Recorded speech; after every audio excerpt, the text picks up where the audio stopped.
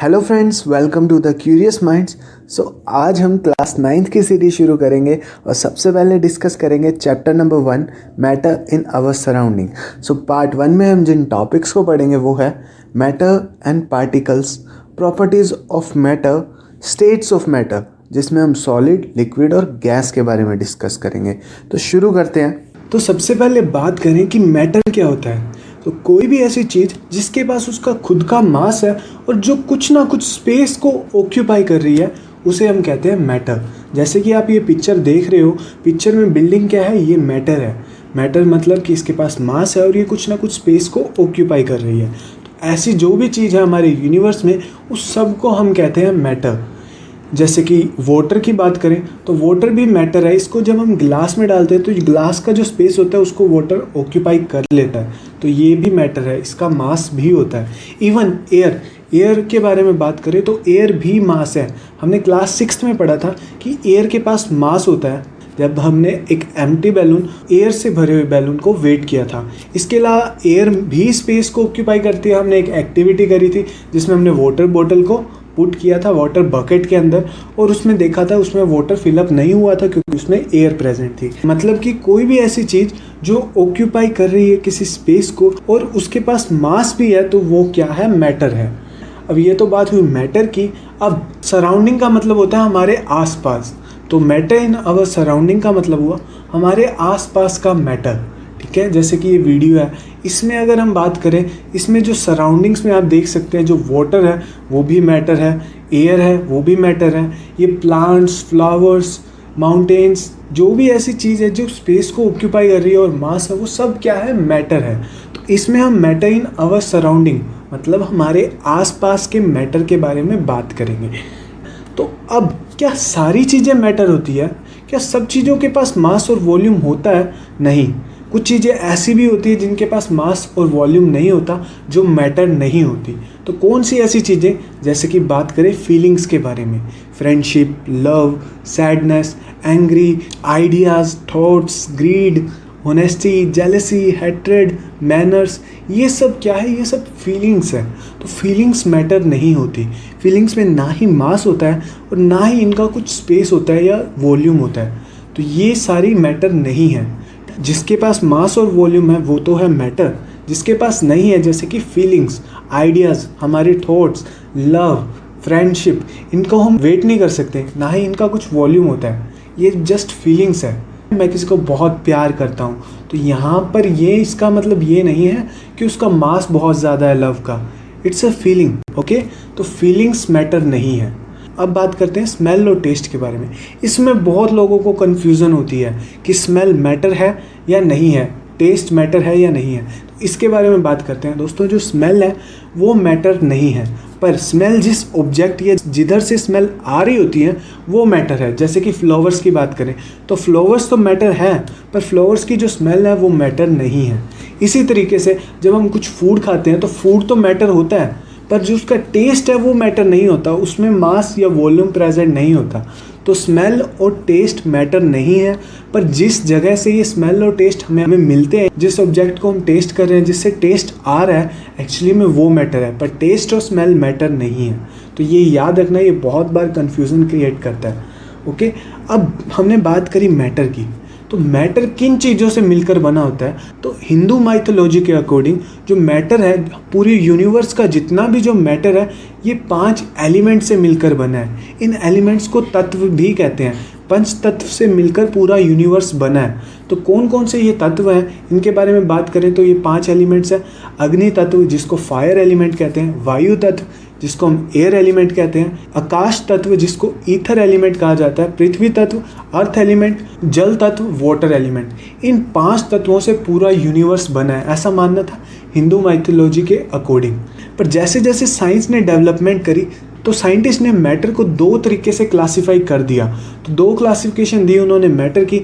एक तो थी फिजिकल क्लासिफिकेशन, मतलब कि हम जो देख के जो मैटर में जो हम डिफ्रेंशिएट कर सकते हैं, मतलब कि फिजिकल प्रॉपर्टीज़ के बेसिस के ऊपर जो डिफ्रेंशिएशन होता है, उसको हम फिजिकल क्लासिफिकेशन कहते हैं। और जो केमिकल प्रॉपर्टीज़ या कॉम्पोजिशन या नेचर के बेस पे जो क्लासिफिकेशन होता है उसको केमिकल क्लासिफिकेशन कहा जाता है।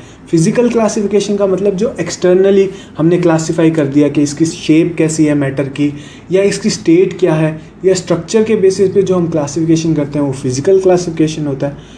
ठीक है।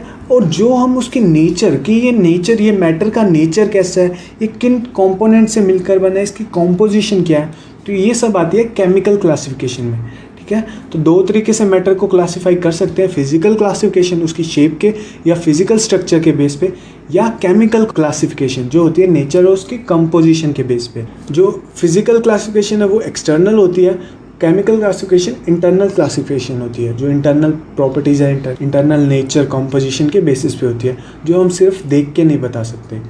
अब बात करें मैटर की, तो मैटर किन चीज़ों से मिलकर बना होता है। अब जितना भी मैटर है, जितना भी जो हमारे यूनिवर्स में जो मैटर है वो छोटे छोटे पार्टिकल से मिलकर बना होता है। अब जैसे इसको समझने के लिए, जैसे ये आप पिक्चर में डेजर्ट देख रहे हैं, तो डेजर्ट दूर से तो ये कितना स्मूथ लग रहा है, ऐसे प्लेन सरफेस लग रही है, बट हम जैसे इसके पास जाएंगे, जैसे हम पास जाके देखेंगे तो ये एक्चुअली में स्मूथ सरफेस नहीं है, यहाँ पर सैंड के छोटे छोटे पार्टिकल्स प्रेजेंट है। इसी तरीके से जब हम किसी भी मैटर को बहुत ज़्यादा जूम करते हैं तो हम देखेंगे कि वो मैटर छोटे छोटे पार्टिकल से मिलकर बना है, और उन छोटे छोटे पार्टिकल्स को हम मॉलिक्यूल्स कहते हैं। तो जितना भी यूनिवर्स का जो मैटर है वो मॉलिक्यूल से मिलकर बना है। सबसे पहले इसके बारे में कि जो मैटर है ये छोटे छोटे पार्टिकल से मिलकर बना होता है, तो इसके बारे में बताया था हमें लुडविग बोल्ट्जमैन ने। पर जब बोल्ट्जमैन ने ये बात बताई तो उस टाइम पे माइक्रोस्कोप नहीं था, किसी ने भी बोल्ट्जमैन की बात की वैल्यू नहीं करी। इवन साइंटिस्ट भी ये नहीं मान पा रहे थे कि जो सारा मैटर छोटे छोटे पार्टिकल से मिलकर बना है, क्योंकि दूर से देखने में तो वाटर के में तो हमें कोई पार्टिकल्स दिखाई नहीं देते, पर बहुत ज़्यादा माइक्रोस्कोप की हेल्प से हम जब देखेंगे जब हमें ये पार्टिकल्स या मॉलिक्यूल्स दिखाई देते हैं। तो किसी ने बोल्ट्जमैन की बात पर यकीन नहीं किया, इसी कारण से ठीक है डिप्रेशन में आके बोल्ट्जमैन को सुसाइड करनी पड़ी। और जब बाद में देखा गया, जब बाद में टेक्नोलॉजी आई, डेवलपमेंट हुई, तब पता लगा कि एक्चुअली में सभी मैटर छोटे छोटे पार्टिकल से मिलकर बना होता है। अब एक और बारे में बात करें तो ये चोक है। चोक अभी तो ये प्लेन दिख रहा है, पर जैसे ही हम इसको हिट करेंगे तो इसका क्या है, ये पाउडर फॉर्म में कन्वर्ट हो जाएगा। तो ये क्या है, छोटे छोटे पाउडर के पार्टिकल से मिलकर चोक बना हुआ था। ठीक है। तो इसी तरीके से मैटर भी छोटे छोटे पार्टिकल से बना होता है। अब ये तो हमने मैटर का बताया कि मैटर छोटे छोटे पार्टिकल से मिलकर बना होता है। अब मैटर की या इन पार्टिकल्स की कुछ प्रॉपर्टीज़ के बारे में बात करेंगे कि ये जो पार्टिकल्स होते हैं बहुत स्मॉल होते हैं, कॉन्टिन्यूसली मूव करते रहते हैं। इन पार्टिकल्स के बीच में स्पेस भी प्रेजेंट होता है और ये पार्टिकल्स एक दूसरे को अट्रैक्ट करते हैं। स्टेट चाहे जो भी हो, पर ये प्रॉपर्टीज़ इन पार्टिकल्स में होती है। तो इनके बारे में हम डिस्कस करेंगे। सबसे पहले बात करेंगे पहली प्रॉपर्टी के बारे में। जो पार्टिकल्स है कॉन्टिन्यूसली मूव करते हैं, तो हम इसको एक एक्टिविटी से प्रूफ करेंगे। हमने दो क्या लिए, बीकर लिए जिसमें हमने वाटर को रखा, और हमने फिर एक ड्रॉपर की हेल्प से एक बीकर में तो इंक को डाला और दूसरे बीकर में सेम अमाउंट में हनी को डाला। एक में इंक को डाला, एक में हनी को डाला। अब थोड़े से हम इनको ज़्यादा अमाउंट में डालेंगे ताकि इनका जो डिफरेंस है वो हमें ईजिली पता लग सके, इसलिए कुछ और अमाउंट की हमने इंक और हनी को डाला। अब इनको डालने के बाद कुछ देर के लिए हमने इनको ऐसे ही रख दिया, इनको डिस्टर्ब नहीं किया कुछ देर तक। और जब कुछ देर के बाद हमने देखा तो हमने क्या देखा, जो इंक थी वो पूरे वाटर में इक्वली डिज़ोल्व हो गई। तो इंक तो वाटर में अच्छे से डिज़ोल्व हो गई, जबकि हनी था वो सारे पार्टिकल्स धीरे धीरे नीचे आके सिंक हो गए, मतलब कि नीचे आके इकट्ठे हो गए सारे पार्टिकल्स। तो ऐसा बेसिकली क्यों हुआ, ऐसा क्यों हुआ? क्योंकि जो पार्टिकल्स थे, इंक के जो पार्टिकल्स थे, कॉन्टिन्यूसली मूव होते होते पूरे वाटर में डिज़ोल्व हो गए, जबकि हनी के पार्टिकल्स भी कॉन्टिन्यूसली मूव कर रहे थे, पर उनका वेट काफ़ी ज़्यादा था एज़ कम्पेयर टू वाटर, तो वो धीरे धीरे नीचे आके स्टोर हो गए। तो मतलब कि वो कॉन्टिन्यूसली मूव कर रहे थे। एक और एग्जांपल से समझते हैं। ये हमने एक वाटर लिया है एक बीकर ग्लास के अंदर। अब हमने क्या किया, हमने एक पोटेशियम परमैंगनेट का क्रिस्टल लिया, बिल्कुल छोटा सा। उसको जब हमने वाटर में डिप किया तो हम देखेंगे कि कुछ देर के बाद जो पोटेशियम परमैंगनेट का जो क्रिस्टल था वो धीरे धीरे डिज़ोल्व होना शुरू हो गया वाटर के अंदर। जैसे जैसे क्रिस्टल डिज़ोल्व हो रहा है, वाटर का कलर चेंज हो रहा है। तो जैसे जैसे क्रिस्टल डिज़ोल्व होएगा वाटर का कलर चेंज हो रहा है, और थोड़ी देर बाद हम देखेंगे तो पूरे जो वाटर का जो कलर है वो चेंज हो गया। क्यों? क्योंकि जो क्रिस्टल था वो पूरी अच्छे से डिज़ोल्व हो गया, जबकि हमने टच भी नहीं किया था वाटर को। तो वो अपने आप ही जो पार्टिकल्स थे क्रिस्टल के वो मूव हो के पूरे वाटर में इवनली डिस्ट्रीब्यूट हो गए पूरे वाटर में, और पूरे वाटर का कलर चेंज हो गया। अब यहाँ पे हम देखेंगे तो इक्वली डिस्ट्रीब्यूट है, ऐसे नहीं कहीं पर ज़्यादा पिंक है कहीं पर थोड़ा पिंक है। थोड़ी देर के बाद जो सारे पार्टिकल्स इक्वली डिज़ोल्व हो गए क्योंकि वो कॉन्टीन्यूसली मूवमेंट कर रहे थे। अब एक और एग्जाम्पल से समझते हैं। अब हमने कुछ बीकर्स लिए, लगभग 6 बीकर्स लिए, और हमने एक बीकर में पहले पोटेशियम परमैंगनेट को अच्छे से डिज़ोल्व किया। अच्छे से डिज़ोल्व करने के बाद कुछ अमाउंट हमने एक इंजेक्शन में ली, इंजेक्शन में कुछ सॉल्यूशन लिया उसका पोटेशियम परमैंगनेट का, और उसको डिज़ोल्व किया दूसरे बीकर में जिसमें हमने वाटर को रखा था। ठीक है, उसको डिज़ोल्व करने के बाद अब देख रहे हो आप अच्छे से वो डिज़ोल्व हो गया। सेकेंड बीकर में से कुछ सॉल्यूशन का अमाउंट लेंगे और फिर उसको हम डिज़ोल्व करेंगे थर्ड बीकर में। सिमिलरली ऐसे ही हम करते करते सारे बीकर्स को सॉल्यूशन से फिलअप करेंगे। सेकंड में हमने पहले वाले बीकर से सॉल्यूशन लिया था, थर्ड में हमने सेकंड से लिया, फोर्थ में हमने थर्ड से लिया, फिफ्थ में फोर्थ से लिया, और सिक्स्थ में फिफ्थ से लिया। ऐसे करके हमने सारे बीकर्स में सॉल्यूशन फिल किया। अब हमने देखा कि सारों में जो सॉल्यूशन है वो इक्वली डिस्ट्रीब्यूटेड है।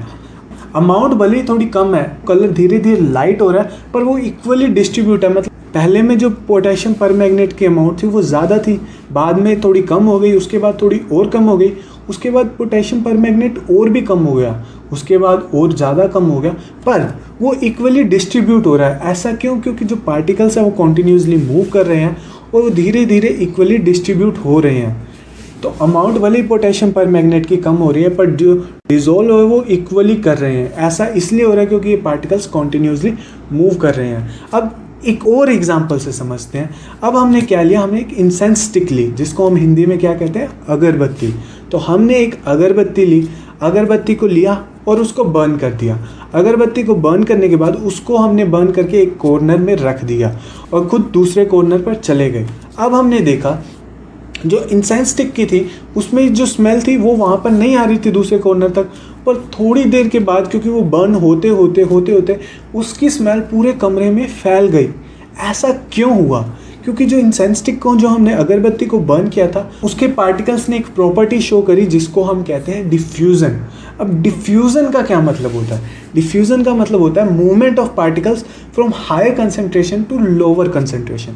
मतलब जहाँ पर पार्टिकल्स की अमाउंट ज़्यादा है वहाँ से पार्टिकल्स मूव होकर कहाँ जाते हैं, जहाँ पर पार्टिकल्स की अमाउंट कम है। तो कमरे के एक कॉर्नर में पार्टिकल्स की अमाउंट ज़्यादा थी तो वो मूव होकर पूरे कमरे में फैल गए। इस प्रोसेस को हम कहते हैं diffusion. Movement of any substance from higher concentration to lower concentration is known as diffusion. इसी कारण से जो पार्टिकल्स थे वो पूरे कमरे में फैल गए। इसके कुछ और एग्जांपल्स के बारे में बात करें तो वाटर ग्लास। अब इसमें हमने वाटर को फिल किया, अब हम एक कॉर्नर पे वाटर को डालने जा रहे हैं, पर हम थोड़ी देर बाद देखेंगे कि जो वाटर है हम एक कॉर्नर पर डाल रहे थे पर वो मूव होकर दूसरे कॉर्नर पर जा रहा था क्योंकि वहाँ पर पार्टिकल्स कम थे वाटर के। तो ये भी एक तरीके का डिफ्यूज़न है। क्योंकि इसी का एक और एग्जाम्पल है टी बैग। टी बैग, आपने कभी ना कभी ग्रीन टी पी होगी, ग्रीन टी या टी बैग का यूज़ किया होगा। तो हम क्या करते हैं, जैसे टी बैग को जो वाटर में थोड़ा सा हिलाते हैं वाटर में रख के, तो थोड़ी देर जो वाटर का जो कलर है वो चेंज हो जाता है। और वो ऐसे नहीं कि मतलब जहाँ जहाँ हमने टी बैग को हिलाया वहीं से कलर चेंज हुआ, पूरे जो कप में जो वाटर था उसका इक्वली कलर चेंज हो रहा है। इसका कारण में डिफ्यूज़न है। पार्टिकल्स को कुछ एरिया में मिक्स किया पर वो मूव हो के डिफ्यूज़न के कारण पूरे कप में इक्वली डिस्ट्रीब्यूट हो गए। सिमिलरली जो हमने ये एग्जाम्पल देखा था इसमें भी क्या हो रहा था, डिफ्यूज़न हो रहा था। हमने एक जगह पर ड्रॉपर से इंक को डाला था पर थोड़ी देर बाद वो पूरे कप में इक्वली डिस्ट्रीब्यूट हो गई। तो ये भी डिफ्यूज़न के कारण, जहाँ पर इंक के पार्टिकल्स कम थे वहाँ पार्टिकल्स की मूवमेंट होती गई और धीरे धीरे पूरे कप में इक्वली इंक डिस्ट्रीब्यूट हो गई। इसी हिसाब से एक और, जब हमारा पेट खराब होता है तब भी एक डिफ्यूज़न का प्रोसेस होता है, उससे भी जो स्मेल है वो इक्वली डिस्ट्रीब्यूट हो जाती है। इसके अलावा अब बात करें कि ये पार्टिकल्स इक्वली डिस्ट्रीब्यूट होते कैसे हैं, इनमें कॉन्टीन्यूसली मूवमेंट होती कैसे है, तो पार्टिकल्स में प्रेजेंट होती है काइनेटिक एनर्जी। काइनेटिक एनर्जी वो एनर्जी जिसके कारण मोशन होता है। ठीक है, किसी एनर्जी के कारण मोशन हो रहा है तो वो काइनेटिक एनर्जी है। अब बात करें हमने क्या किया था, हमने इंक को डाला वाटर के अंदर। अब ये पार्टिकल्स में क्योंकि काइनेटिक एनर्जी है तो ये मूव होते होते होते होते पूरे बीकर में या पूरे वाटर में इक्वली मिक्स हो गए। ठीक है, काइनेटिक एनर्जी अब सॉलिड्स में होती है सबसे कम और गैस में होती है सबसे ज़्यादा। ओके, सॉलिड में काइनेटिक एनर्जी कम होती है, लिक्विड में उससे ज़्यादा होती है, और गैस में जो पार्टिकल्स की एनर्जी होती है वो बहुत ज़्यादा होती है as compare to solid and liquid. ठीक है, तो मूवमेंट भी ज़्यादा होती है गैस में, लिक्विड में थोड़ी कम मूवमेंट होती है पार्टिकल्स की, और सॉलिड में और भी कम मूवमेंट होती है। अब जैसे ही हम टेम्परेचर को चेंज करते हैं तो क्या होता है, टेम्परेचर चेंज करने से काइनेटिक एनर्जी पार्टिकल्स की बढ़ जाती है। तो जैसे कि मान लीजिए आपने देखा होगा जो गर्म पानी है उसमें शुगर वगैरह डिज़ोल्व करना इजी होता है as compare to cold water या कोल्ड मिल्क। कोल्ड मिल्क में हमें शुगर डिज़ोल्व करने में बहुत प्रॉब्लम होती है क्योंकि उनकी काइनेटिक एनर्जी कम होती है क्योंकि टेम्परेचर कम है।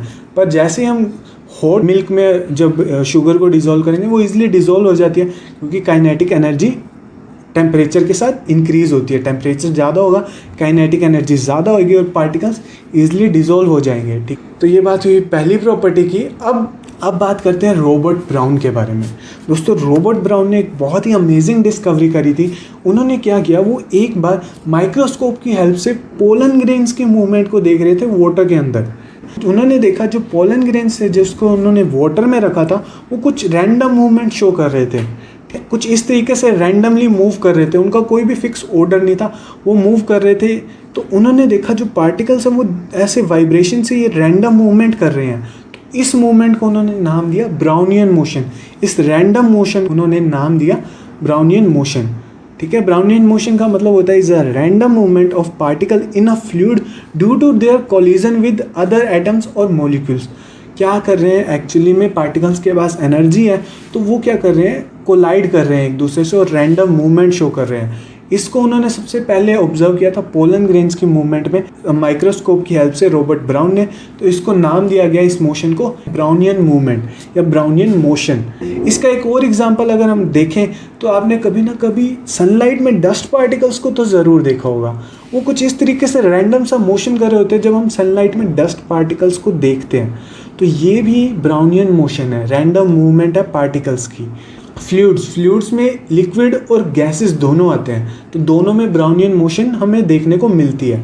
इसका रीज़न वही है कि पार्टिकल्स में कोलिजन होता है जिसके कारण वो रैंडम मूवमेंट शो करते हैं। अब दूसरी प्रॉपर्टी क्या थी कि पार्टिकल्स में स्पेस प्रेजेंट होता है। इसको हम कैसे समझ सकते हैं, एक एक्टिविटी से समझते हैं। हमने एक बीकर लिया, एक टेबल स्पून ली, सॉल्ट लिया और एक ग्लास रोड ली जिसकी हेल्प से हम मिक्स करेंगे सॉल्ट को। अब हमने बीकर में वाटर को फिल किया, हमने ऑलमोस्ट 100 ml वाटर लिया। अब उसके अंदर हमने सॉल्ट को मिक्स किया। ठीक है, हमने सॉल्ट को अच्छे से मिक्स किया उस वाटर में। फिर हम मेज़र करेंगे वापस से वाटर की अमाउंट, क्या सॉल्ट मिक्स करने के बाद वाटर के अमाउंट में कोई चेंज आया है, इसको हम ऑब्जर्व करेंगे। ठीक है, तो हमने देखा मिक्स करने के बाद भी वाटर की वॉल्यूम उतनी ही थी जितनी पहले थी, मतलब 100 ml, जबकि हमने सॉल्ट को मिक्स भी किया था। तो वो सॉल्ट एक्चुअली में गया कहाँ, तो सॉल्ट एक्चुअली में जो स्पेस प्रेजेंट थे उसमें फिलअप हो गया, जो वाटर के मॉलिक्यूल्स के बीच में स्पेस प्रेजेंट थे। इससे हमें पता लगा कि पार्टिकल्स में भी स्पेस प्रेजेंट होता है। इसलिए वाटर की वॉल्यूम तो चेंज नहीं हुई पर सॉल्ट डिज़ोल्व हो गया। वो कहाँ डिज़ोल्व हुआ, वो उन फ्री स्पेसिस में जाकर डिज़ोल्व हो गया। तो इससे हमें पता लगा पार्टिकल्स में स्पेस होता है। अब बात करें सॉलिड, लिक्विड और गैस की, तो सॉलिड्स में स्पेस बहुत कम होता है क्योंकि उसमें जो पार्टिकल्स होते हैं वो एक दूसरे से टाइटली हेल्ड होते हैं, तो उनमें स्पेस बहुत कम होता है। जबकि लिक्विड में as compare to solid space थोड़ा ज़्यादा होता है और गैस में तो बहुत ज़्यादा स्पेस प्रेजेंट होता है पार्टिकल्स के बीच में। जैसा कि आप ये पिक्चर में देख रहे हो, लिक्विड में थोड़ा कम स्पेस प्रेजेंट है जबकि गैस में बहुत ज़्यादा स्पेस प्रेजेंट है पार्टिकल्स के बीच में। सॉलिड्स में सबसे कम स्पेस होता है, लिक्विड में उससे ज़्यादा स्पेस होता है और गैसेस में पार्टिकल्स के बीच में बहुत ज़्यादा स्पेस होता है। अब बात करें थर्ड प्रॉपर्टी की। थर्ड प्रॉपर्टी क्या थी कि पार्टिकल्स एक दूसरे को अट्रैक्ट करते हैं। मैटर के जो पार्टिकल्स हैं वो एक दूसरे को अट्रैक्ट करते हैं। इसको समझने के लिए हम चलते हैं वाटर टैप के पास। हमने क्या किया, जैसे वाटर टैप को ऑन किया और उसके वाटर के आगे हमने अपनी एक फिंगर को रख दिया। ठीक है, तो फिर क्या होगा, उसके बाद जैसे जैसे वाटर टैप में से वाटर निकलेगा वो हमारी फिंगर से टकराकर उसके जो वाटर है वो दो पार्ट्स में स्प्लिट हो जाएगा। ठीक है, तो वाटर स्प्लिट हो गया, पर जैसे देखेंगे थोड़ा सा आगे जाने के बाद जो वाटर है वो वापस से एक लाइन में वापस से मिक्स हो गया। मतलब कि हमने फिंगर से सेपरेट तो किया, पर थोड़ी सी आगे जाके वो वापस से एक सिंगल लाइन में मिक्स हो गया वाटर। तो इससे हमें क्या पता लगा, जो वाटर के जो मॉलिक्यूल्स थे वो एक दूसरे को अट्रैक्ट कर रहे थे, इसलिए ही वो आगे चलकर वापस मिक्स हो गया। ठीक है, तो यहाँ से हमें पता लगता है कि जो पार्टिकल्स है वो एक दूसरे को अट्रैक्ट करते हैं।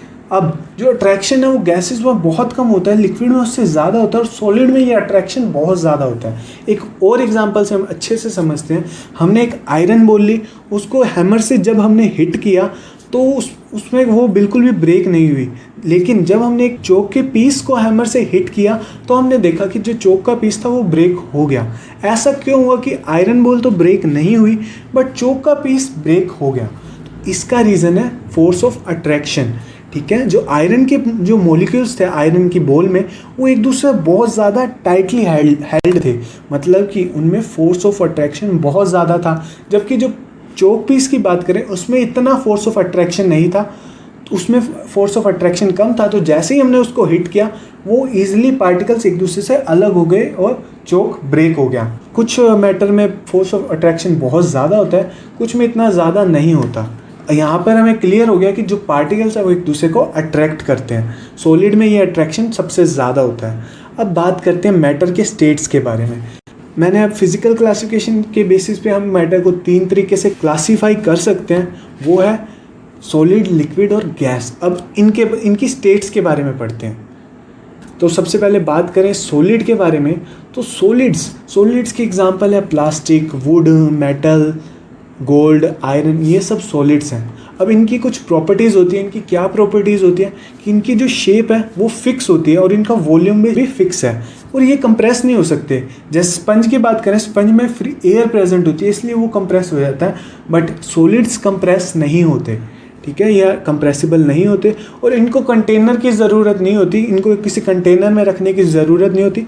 अगर हम इसे सरफेस पे सीधा भी रख देंगे तो ये वहाँ से फ्लो नहीं करेंगे अपने आप। ठीक है, दे डू नॉट फ्लो। अब सॉलिड्स की मॉलिक्यूलर स्ट्रक्चर के बारे में बात करते हैं। इनमें मॉलिक्यूल्स की स्ट्रक्चर कैसी होती है, तो इसमें जो मॉलिक्यूल्स होते हैं वो एक दूसरे से टाइटली अटैच्ड होते हैं और इनमें स्पेस बहुत कम होता है। इनमें इंटर मॉलिक्यूलर स्पेस बहुत कम होता है और ये टाइटली पैक होते हैं सारे पार्टिकल्स। टाइटली पैक इसलिए होते हैं क्योंकि इनमें जो इंटर मॉलिक्यूलर जो फोर्स है वो बहुत स्ट्रॉन्ग होता है, एक दूसरे को बहुत स्ट्रॉन्गली अट्रैक्ट कर रहे होते हैं पार्टिकल्स। एग्जाम्पल है गोल्ड, वुड और ब्रिक, ये सॉलिड्स के कुछ एग्जाम्पल हैं। अब लिक्विड्स के बारे में बात करते हैं। लिक्विड की वॉल्यूम फिक्स होती है बट इनकी कोई शेप फिक्स नहीं होती। जैसे हमने अलग अलग अगर हम बीकर में इनको डालेंगे तो ये अलग अलग शेप ले लेगा क्योंकि इनकी शेप फिक्स नहीं है। इसको हम जिस बीकर में डालेंगे ये उसकी शेप ले लेता है बट इनकी वॉल्यूम फिक्स होती है। अब इनमें कंप्रेसिबिलिटी नेग्लिजिबल होती है, इनको भी कंप्रेस नहीं कर सकते। जैसे हमने 1 ग्लास वाटर लिया, उसको कंप्रेस करके हम हाफ ग्लास नहीं कर सकते, मतलब कि कंप्रेस नहीं कर सकते। थर्ड प्रॉपर्टी है कि इनको कंटेनर की ज़रूरत पड़ती है। लिक्विड को हम अगर सीधा सरफेस पर रखेंगे तो वो तो फ्लो कर जाएगा, तो इसको एक कंटेनर में रखना पड़ता है लिक्विड को। अब बात करें डेंसिटी, तो डेंसिटी इनकी थोड़ी सी कम होती है एज़ कम्पेयर टू सॉलिड, क्योंकि इनमें पार्टिकल्स इतना क्लोज नहीं होते जितना सॉलिड्स में होते हैं। अब डिफ्यूज़, जो लिक्विड्स है वो एक दूसरे में ईजिली डिफ्यूज़ हो जाते हैं। जैसे आपने मिल्क में वाटर डाला तो जो वाटर है ईजिली मिक्स हो जाएगा मिल्क के अंदर, तो ये ईजिली डिफ्यूज़ हो जाते हैं। अब इनकी मॉलिक्यूलर स्ट्रक्चर के बारे में बात करें लिक्विड की, इनके कुछ एग्जांपल है मिल्क, ब्लड और कॉफ़ी। अब पार्टिकल्स बहुत ज़्यादा क्लोज नहीं होते जितने सॉलिड्स में होते हैं और इनमें इंटरमॉलिक्यूलर फोर्स होता है पर इतना स्ट्रॉन्ग नहीं होता जितना सॉलिड्स में होता है। तो इनमें थोड़ा सा कंपैरेटिवली वीक एक दूसरे से को अट्रैक्ट कर रहे होते हैं मॉलिक्यूल्स, तो इंटरमॉलिक्यूलर जो फोर्स है वो थोड़ा सा कम होता है एज़ कम्पेयर टू सॉलिड। अब बात करते हैं गैस के बारे में, तो गैस की ना ही फिक्स शेप होती है और ना ही वॉल्यूम फिक्स होती है।